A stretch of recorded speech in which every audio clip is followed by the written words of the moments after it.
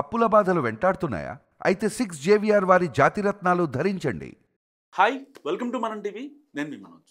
Jubilee hills ఉప ఎన్నిక వైపు తెలంగాణలోని రాజకీయ పార్టీలన్నీ ఇప్పుడు ఎంతో ఆసక్తిగా ఎదురుచూస్తున్న పరిస్థితి. బీఆర్ఎస్ మినహా మిగతా పార్టీలు ఎవరు కూడా ఇంకా అభ్యర్థుల్ని ఖరారు చేయలేని సిచ్యువేషన్.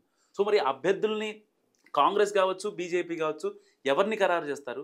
సో ఏ సామాజిక వర్గ పరంగా ఉంటుంది ఎంపిక అనేది ఇప్పుడు చాలామంది ఆశావహుల్లో ఆసక్తి రేపుతున్న అంశం. మాట్లాడదాం. మనతో పాటు ఈ విషయంపై మాట్లాడడానికి కట్టా కార్తిక్ గారు ఉన్నారు. నమస్కారం. కాంగ్రెస్ కావచ్చు, బీజేపీ కావచ్చు, ఇంకా అభ్యర్థులని ఖరారు చేయడంలో కాస్తంత మల్లగులాలు పడుతున్న పరిస్థితి. ఏంటి, ఎవరికి ఇచ్చే ఛాన్స్ ఉందంటారు? నేను అనుకోవటం టికెట్స్ ఖరారు అయిపోయినాయి. మేబీ మీ దాంట్లో వాళ్ళకి కన్ఫ్యూజన్ ఉందేమో నాకు తెలియదు, కానీ మీడియాకి ఏమైనా కన్ఫ్యూజన్ ఉందో నాకు తెలియదు, కానీ నాకైతే క్లారిటీ ఉంది.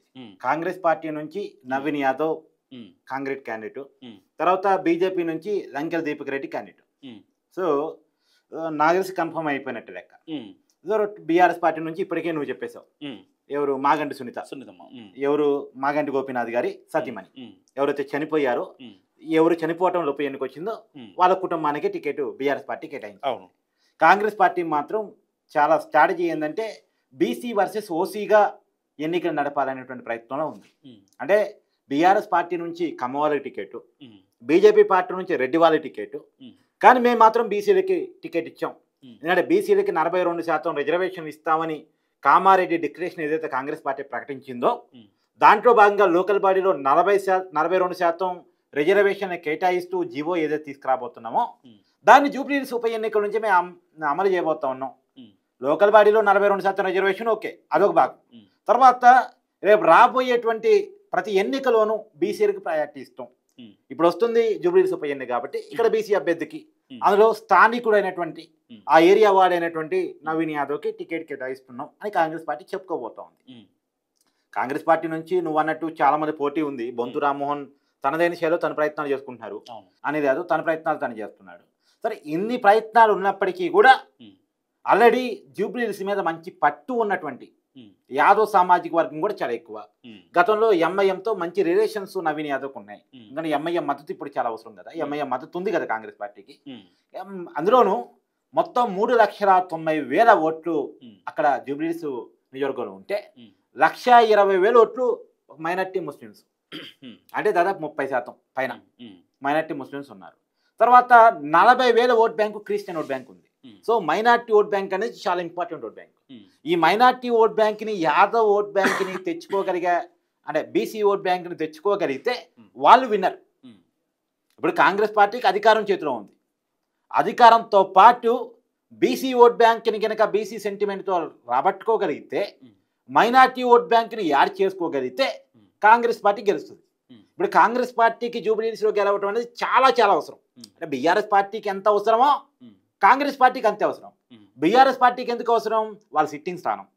గతంలో సిట్టింగ్ స్థానాన్ని హైదరాబాద్ పరిధిలో కోల్పోయింది బీఆర్ఎస్ పార్టీ, కంటోన్మెంట్ సికింద్రాబాద్. అక్కడ వాళ్ళ ఎమ్మెల్యే లాస్ట్ జనంతో చనిపోతే ఉప ఎన్నిక వస్తే పార్లమెంట్ ఎన్నికలతో పాటు అక్కడ కాంగ్రెస్ పార్టీ గెలిచింది. ఇప్పుడు ఇక్కడ కూడా బీఆర్ఎస్ పార్టీ లూజ్ అయిందనుకో, రేపు జీహెచ్ఎంసీ ఎన్నికల మీద బీఆర్ఎస్ పార్టీ పట్టు కోల్పోయే అవకాశం ఉంటుంది. ఇప్పుడు బీఆర్ఎస్ పార్టీకి గుండెకాయ హైదరాబాద్ సిటీ. మొన్న అసెంబ్లీ ఎన్నికల్లో రాష్ట్రం మొత్తం ఓడిపోయిన హైదరాబాద్లో చాలా ముఖ్యమైన సీట్లు వచ్చాయి. దాదాపుగా ఎంఐఎం స్థానాలు మినహాయించేసి, ఒక గోషామహర్ రాజాసింగ్ మినహాయించేసి జీహెచ్ఎంసీ పరిధంతా బీఆర్ఎస్ పార్టీ గెలవగలిగింది. ఇప్పుడు ఆ పట్టు ఇంకా ఉంది అని చూపించుకోవాలి అంటే జూబ్లీ హిల్స్ గెలిచి తీరాలి, సిట్టింగ్ స్థానాన్ని నిలబెట్టుకోవాలి. లేకపోతే రేపు జీహెచ్ఎంసీలో బీఆర్ఎస్ పార్టీ బోల్తపడింది. కాబట్టి అందులోనూ కవిత ఎపిసోడ్ తర్వాత జరుగుతున్న ఎన్నిక, అంటే కవిత తిరుగుబాటు తర్వాత జరుగుతున్న ఎన్నిక. కవిత ఎఫెక్ట్ బీఆర్ఎస్ పార్టీ మీద లేదు అని చూపించుకోవాల్సినటువంటి అవసరం బీఆర్ఎస్ పార్టీకి ఉంది. ఇంకో పక్కన కాంగ్రెస్ పార్టీకి ఏముంది? కాంగ్రెస్ పార్టీ మీద వ్యతిరేకత వచ్చిందని, కాంగ్రెస్ పార్టీకి హైదరాబాద్లో స్థానం లేదని, హైదరాబాద్లో కాంగ్రెస్ పార్టీని ఇష్టపడరని, రేవంత్ రెడ్డి సర్కారు పని అయిపోయిందని ఇలా ప్రచారం జరుగుతున్న వేళ ఇదంతా అబద్ధం. ఇదంతా సోషల్ మీడియా ద్వారా బీఆర్ఎస్ పార్టీ చేస్తున్న ప్రచారం తప్ప వాస్తవం లేదు. జనాలు కాంగ్రెస్ పార్టీతోనే ఉన్నారు, జనాలకి మేము ఇస్తున్న సంక్షేమం, మేము చేస్తున్న అభివృద్ధి నచ్చుతుంది అనేది చూపించుకోవాలంటే కాంగ్రెస్ పార్టీకి ఇవన్నీ గెలవటం అవసరం. అందులోనూ రేపు జీహెచ్ఎంసీ ఎన్నికలు, అంటే దీని తర్వాత జూబ్లీ హిల్స్ తర్వాత జీహెచ్ఎంసీ ఎన్నికలు వస్తాయి. తర్వాత ఖైరతాబాద్ ఉప ఎన్నిక కూడా రావచ్చు. అంటే ఇప్పటికే ఎమ్మెల్యే అనంతవేటి పిటిషన్ పెండింగ్లో ఉన్నాయి కదా, దానిలో నాగేంద్ర టెక్నికల్గా కొంత దొరికిపోయాడు పార్టీ మారటం కాబట్టి అతను స్థానంలో కూడా ఉప ఎన్నిక రావచ్చు. ఈ జూబ్లీహిల్స్ ఉప ఎన్నిక ఖైరతాబాద్ మీద ప్రభావం చూపించింది, ఎందుకంటే రెండు పక్కన నియోజకవర్గాలు. అవును. తర్వాత జిహెచ్ఎంసీ ఎన్నికల మీద ఈ ఉప ఎన్నిక ప్రభావం చూపించింది.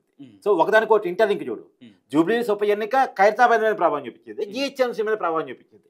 ఖైరతాబాద్ని ఖచ్చితంగా దక్కించుకోవాలి కాంగ్రెస్ పార్టీ, ఎందుకంటే కాంగ్రెస్ పార్టీ నమ్మి దానం నాగేంద్ర కాంగ్రెస్ పార్టీలో జాయిన్ అయ్యాడు. అవును. ఆ స్థానాన్ని ఇప్పుడు కాంగ్రెస్ పార్టీ కాపాడుకోవాలి. అది కాపాడుకోవాలంటే ముందు జూబ్లీహిల్స్ గెలవాలి. అవును.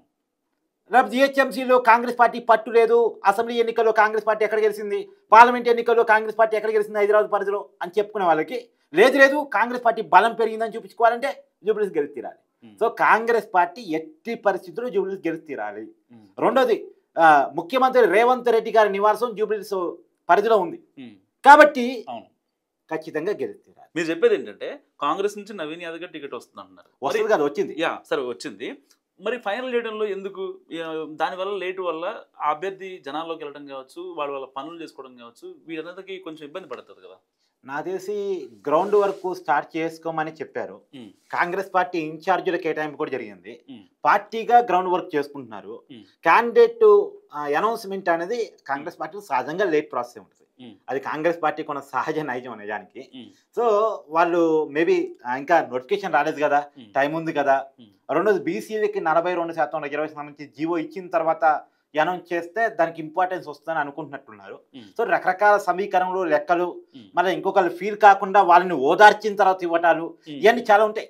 అందులో భాగంగా లేట్ అవుతుంది కానీ ఇవన్నీ ఉంటాయి కాబట్టి ఓకే. కానీ నేను అనుకోవటం క్యాండిడేట్స్ డిక్లేర్ అయ్యారే అని అనుకుంటున్నాను.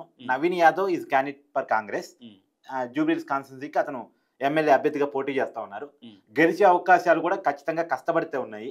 వాళ్ళు సోషల్ ఈక్వేషన్స్ చాలా పాటిస్తూ ఉన్నారు. నిజానికి యూసఫ్ కూడా పరిస్థితి చూడు, యూసఫ్ గూడలో ఒక ఎస్టీ సామాజిక వర్గానికి సంబంధించిన వ్యక్తిని ఇన్ఛార్జిగా పెట్టి, తర్వాత రెడ్డి సామాజిక వర్గానికి బీసీ సామాజిక వర్గానికి సంబంధించిన వ్యక్తుల్ని సహా ఇన్ఛార్జిగా పెట్టారు. అంటే 3 సామాజిక వర్గాన్ని ప్రతి చోట న్యాయం చేయడం, ఎక్కడ ఏ సామాజిక వర్గం ఎక్కువ ఉందో చూసుకొని క్యాలిక్యులేట్ చేసుకొని ఆ సామాజిక వర్గం వాళ్ళని అక్కడ ఇన్ఛార్జిగా పెట్టడం.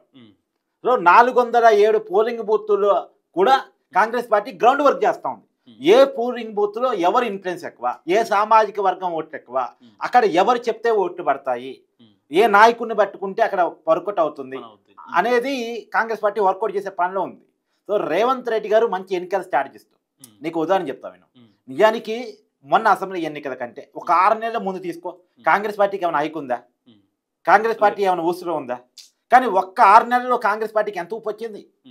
బీజేపీ పార్టీ మొత్తం ఎవరు ఎక్స్పెక్ట్ చేయనంత దిగజారిపోయి ఆ ఓట్ బ్యాంక్ అంతా యాంటీ బీఆర్ఎస్ ఓట్ బ్యాంక్ అంతా కాంగ్రెస్ వెనకాలకే రేవంత్ రెడ్డి ర్యాలీ చేసుకోగలిగారు.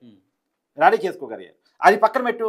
గతంలో బీఆర్ఎస్ పార్టీ తన హవా కొనసాగిన రోజులు 2018 అసెంబ్లీ ఎన్నికల్లో కొడంగల్లో ఓడిస్తే అసలు దేశంలోనే అతిపెద్ద పార్లమెంట్ నియోజకవర్గం 2019 ఎన్నికల్లో మల్కాజిగిరి నుంచి నించున్నారు.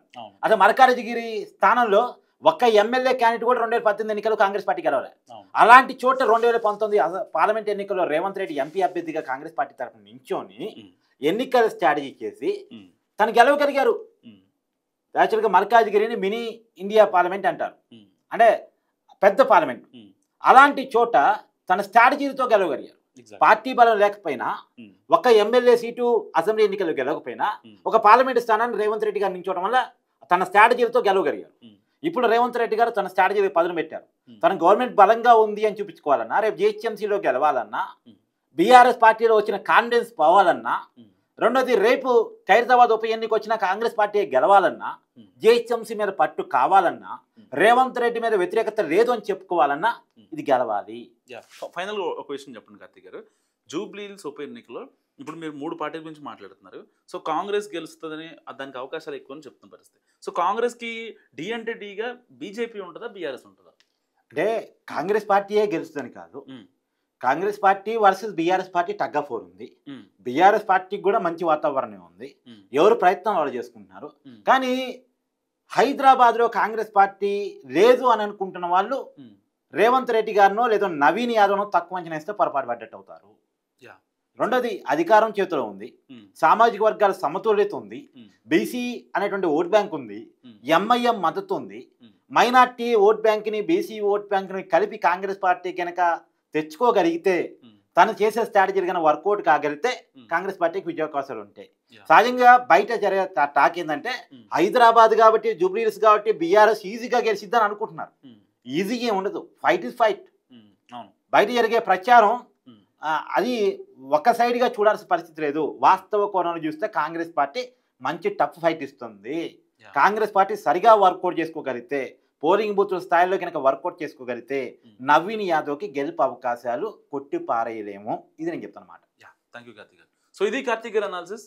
జూబ్లీ హిల్స్లో ఎవరు గెలుస్తారని మీరు అనుకుంటున్నారు? మస్ట్గా కామెంట్ చేయండి. చూస్తూనే ఉండండి మనం టీవీ.